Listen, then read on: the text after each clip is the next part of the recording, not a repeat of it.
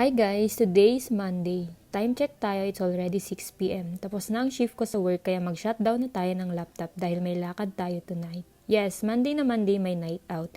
Ito kasing mga kaibigan ko napakaaga pa lang nag-chat na mag-overnight daw kami. Pwede naman sana nung weekends pero dahil minsan lang magaya si Mayora, Gina agad. At pagkarating ko nga dito ay nagluluto na sila ng uulamin namin for tonight's video. Ito nga pala si Mika aka Mek ang ating head cook for tonight's dinner. Ito naman si Naning na tagahiwa ng mga ingredients natin. At ito naman si Mayora na kunwari assistant cook pero si she talaga na hindi ko na nabidyohan.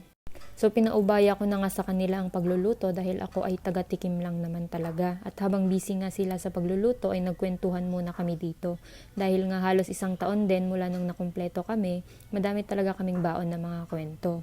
So, kami nga pala ay pare-parehas na civil engineers. Nagsimula yung friendship namin mula noong first year college. 2014 yon, so 9 years na rin yung friendship namin. Nabuo nga yung grupo namin dahil sa cheerleading.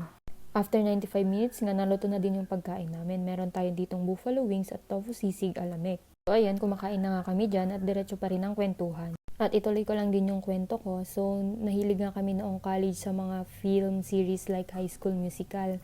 Noon din nag-start yung name ng grupo namin na Jaguars. Galing siya sa name ng isang cheerleading squad from the movie series din na Bring It On. After nga namin kumain ay nagligpit na rin kami at lumipat na sa kwarto ni Rai. So dito nga pala kami sa bahay nila nag-overnight. Mula nung college naman ay dito na talaga sa bahay nila yung overnight place namin. Lalong-lalo na nung nag-thesis kami. Ngayon naman, kahit busy na kami sa kanya-kanya naming mga buhay, ay sinisigurado pa rin namin magkita-kita at mag-catch up kahit once a year lang. Though, tuloy-tuloy naman ang communication namin online. So, super thankful talaga ako kasi sila yung naging circle of friends ko at nakakatuwa kasi na-retain pa rin namin hanggang ngayon. Yun lang po for today. Thank you for watching. Bye!